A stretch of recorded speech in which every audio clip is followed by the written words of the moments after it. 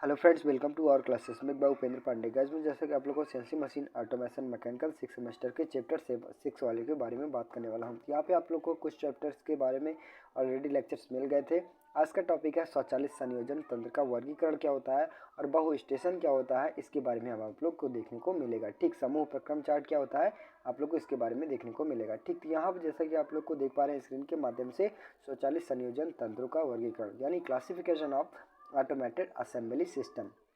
ठीक, ये क्या होता है कि जैसा कि आप लोगों को किसी भी पार्ट को एक प्रकार से स्वचालित करना है, ठीक एक प्रकार से ऑटोमेशन के माध्यम से स्वचालित चेक करना है, उनके आधारित पर ये इसका वर्गीकरण किया गया। तो ये दो प्रकार से होते हैं, एक स्थानांतरण आ जाता है और एक संयोजन तंत्र आ जाता है। यानी स्थानांतरण विधि के आधार पर हो जाता है, एक संयोजन तंत्र और भौतिक अवस्था के आधार पर हो जाता है। जैसा कि आप लोग को स्थानांतरित विधि के आधार पर आप लोग को नेक्स्ट लेक्चर्स में कुछ टॉपिक्स मैंने बताए थे इसमें कि ठीक कंटिन्यूस ट्रांसफर हो गया, सेंचुरोनस ट्रांसफ़र हो गया, ठीक, और उसके बाद असेंसरो ट्रांसफ़र हो गया, ठीक, स्टेशनरी बेस पार्ट लाइन हो गया। ठीक, इसके बारे में आप लोग को देखने को मिलेगा। ठीक, यानी नेक्स्ट क्लासेस में थोड़ा थोड़ा बात किए थे।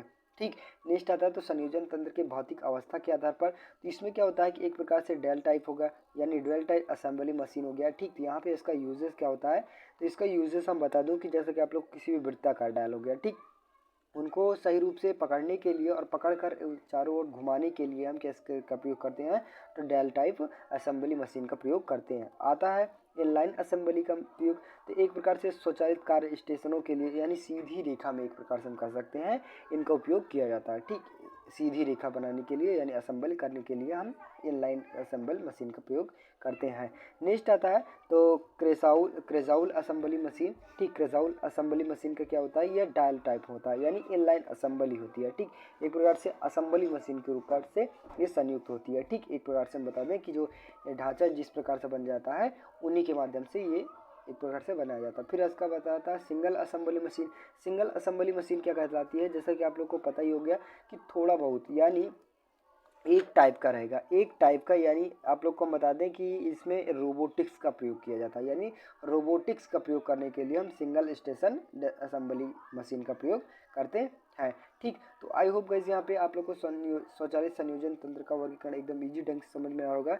नेक्स्ट आता है तो पूर्जा भरण युक्ति यानी पार्ट फीडिंग डिवाइस। एक प्रकार से हम कह सकते हैं जब किसी भी कारखंड में किसी भी टूल को बनाते हैं, ठीक, तो उनमें विभिन्न प्रकार के पुर्जे लगते हैं यानी भरण युक्ति लगती है। ठीक, उनके माध्यम से हम क्या करते हैं, किसी भी टूल को बनाते हैं, किसी मशीन के थोड़ा मटेरियल से भेजते हैं, भेजने के बाद वो आप लोग का एक सही रूप से मिलता है।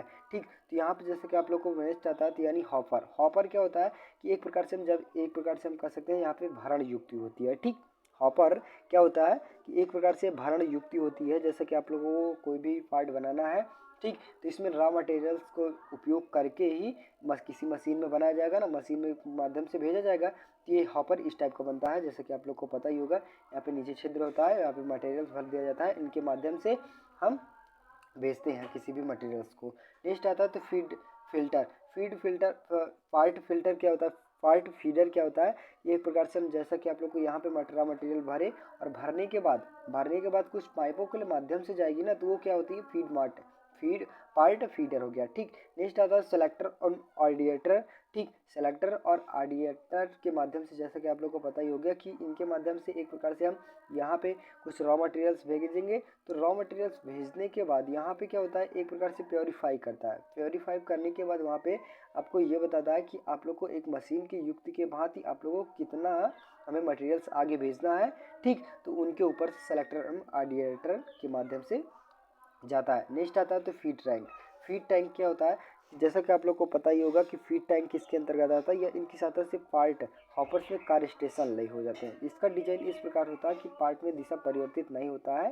ठीक, एक प्रकार से हम कह सकते हैं फीड रोटर किसके माध्यम से हो गया, ठीक, डायरेक्टली लेके जाके हम किसी मशीन में गिराएं और मशीन गिराने के बाद यहाँ पे जो पार्ट हमें तैयार होगा, तैयार होने के बाद यहाँ पे हम जो एक प्रकार से यहाँ सेलेक्टर और ओरिएंटर के माध्यम से, यानी सेलेक्टर और ओरिएंटर और विस्थापन और स्थापन के बीच की दूरी क्या कहती है, फीड टैंक है। यह विस्थापन हो गया, विस्थापन और स्थापन हो गया।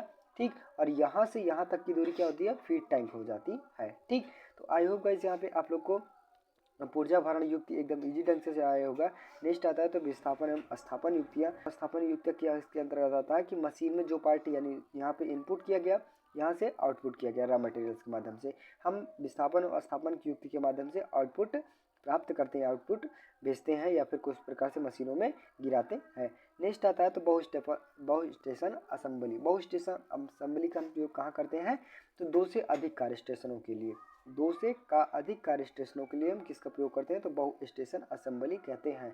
जैसा कि आप लोग को असेंबली पता ही होगा, किसी भी मशीन के पार्ट को दिखाने के लिए हम एक प्रकार से असेंबल बनाने के लिए हम असेंबली का प्रयोग करते हैं। ठीक, यानी क्या कहलाता है वो असेंबली कहलाता है।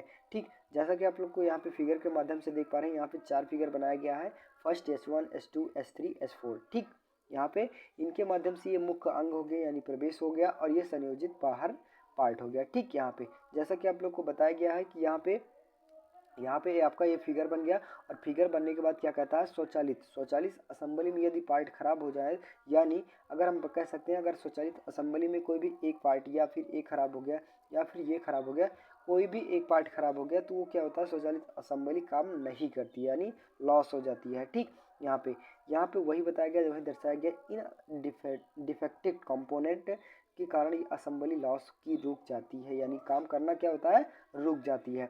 अब एक प्रकार से हम कह सकते हैं किसी भी कारखंड यानी किसी भी असेंबली को दर्शाने के लिए एक प्रकार से हम क्यू किसको माने डिफेक्टिव कंपोनेंट रेट को माने और यम किसको माने rate work station black probability को माने। ठीक, यानी आप लोग को एक प्रकार से गति अवस्था को और एक प्रकार से मध्यमान अवस्था को हम किससे दर्शाएं क्यू से और यम से। ठीक, अब वहीं पे आपको पता ही होगा कि हो सकता है कि अगर आप तो 4 फिगर बनाया गया तो 4 फिगर में से कोई भी फिगर खराब हो सकता है या फिर वर्क पीस खराब हो गया या फिर मशीन खराब हो गई, तो उन्हीं के अंतर्गत जैसा कि आप लोग को यहाँ पे देख पाएंगे तो हम एक प्रकार से अलग अलग फिगर बनेगा ना, अलग अलग न्यूमेरिकल बनेगा। तो यहाँ पे वही दर्शाया गया जब कोई पार्ट किसी कारखंड से जुड़ा हो, तो अगर कोई पार्ट किसी असेंबली से जुड़ा हो या फिर तो कौन से ऑपरेशन हो सकते हैं 3 ऑपरेशन हो सकते हैं, या तो पार्ट खराब हो या फिर स्टेशन जाम कर दिया जाए, जाम कर देता है यानी पार्ट खराब हो सकता है या फिर स्टेशन जाम कर सकता है। ठीक, एक ऑप्शन बन गया, या फिर पार्ट खराब हो परंतु स्टेशन ना जाम हो। पहले में क्या बताया गया पार्ट खराब हो और स्टेशन जाम हो, पार्ट खराब है स्टेशन जाम ना हो। ठीक, इसके लिए आपका पी आई बराबर एम आई जी आई। ठीक, नेक्स्ट आता है तो P I equal 1 minus M Q I. ठीक, या तो पार्ट खराब ही ना हो यानी ना पार्ट ही खराब हो ना स्टेशन ही खराब हो यानी जाम हो। ठीक, तब कौन सी परिस्थिति बनेगी तो P I is equal 1 minus Q I. ठीक, यहाँ पे इतना बना और इतना बनने के बाद आपका मेन फार्मूला होता है कि मेन फार्मूला क्या होता है हम जानते हैं P1 I is equal 1 plus P2 plus P3 ठीक इज इक्वल 1, यानी आपका ये मेन फार्मूला है, ये आपको पता ही होगा।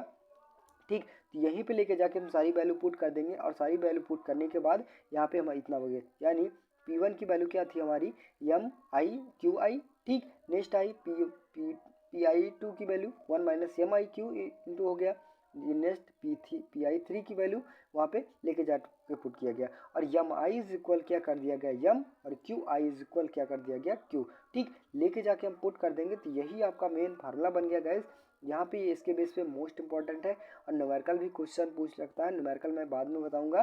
ठीक, अब इतना बन गया और अब कह रहा है कि आप लोग को स्टेशन के लिए एन स्टेशन यानी अनंत स्टेशन के लिए बनाना है, आपको न्यूमेरिकल यानी फार्मूला बनाना है। तो अनंत न्यूमेरिकल के लिए यानी एन स्टेशन के लिए हम क्या कर देंगे आगे एन से गुणा कर देंगे। ठीक, और गुणा करने के बाद आपका यहाँ से एन से गुणा कर देंगे और यही मोस्ट इंपॉर्टेंट फार्मूला हो गया। ठीक, तो आई होप गाइस यहाँ पे बहु स्टेशन असेंबली एकदम इजी ढंग से समझ में होगा।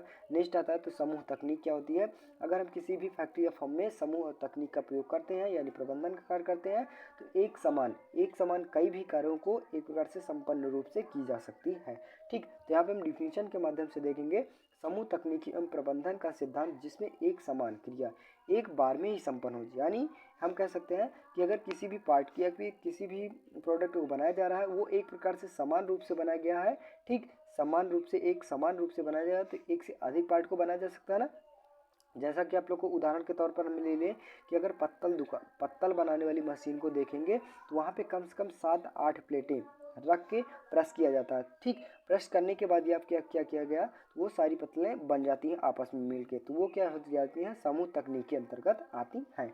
ठीक, नेक्स्ट कहता है यदि अवयवों को एक साथ व्यवस्थित किया जाए, यानी सभी को एक प्रकार से फिक्स किया जाए। ठीक, 1990 के दशक में जब विनिर्माण मानकीकरण प्रारंभ हुआ तो एक केशिका की पदार्थ में हस्तांतरण परिवर्तन लागू किया गया, समय कम किया गया जिससे उत्पादन की लागत कम हो, जिसके लिए एक प्रकार से विशिष्टियों का उत्पादन, अवयवों को टूल एक बार में मटेरियल्स हैंडलिंग और एंड ट्रांसपोर्टेशन किया गया तथा इस तत्व को समूह विकसित किया गया। ठीक, तो वही बात दर्शाया गया कि जैसा कि आप लोग को कोई भी कारखंड बनाना है, ठीक, तो वहाँ पे एक से अधिक यानी एक ही आकार में सभी चीज़ों को बनाना है। ठीक, तो सही रूप से व्यवस्थित करके प्रेस के माध्यम से बना सकते हैं, वो क्या कहलाता है, समूह तकनीक कहलाता है। ये दो प्रकार के होते हैं, एक ज्यामिति के लक्षण के निम्न पर आधारित पर होते हैं। ठीक, एक क्या होता है, उत्पादन प्रक्रम के निम्न आधारित पर हो जाता है। ज्यामिति के आधार पर क्या होता है, पार्ट की साइज के आधार पर हो गया, पार्ट का आकार, पार्ट किस प्रकार किस साइज के आधार पर हो गया, उसका आकार किस प्रकार से हो गया, ये ऊपर डिपेंड करता है।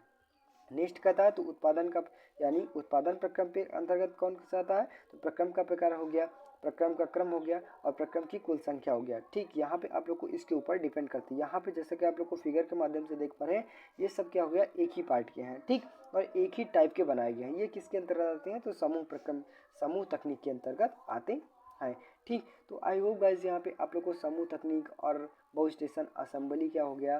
ठीक, नेक्स्ट आता है तो ऊर्जा भरण युक्ति क्या हो गया और स्वचालित संयोजन तंत्र का वर्गीकरण एकदम इजी ढंग से समझ में होगा।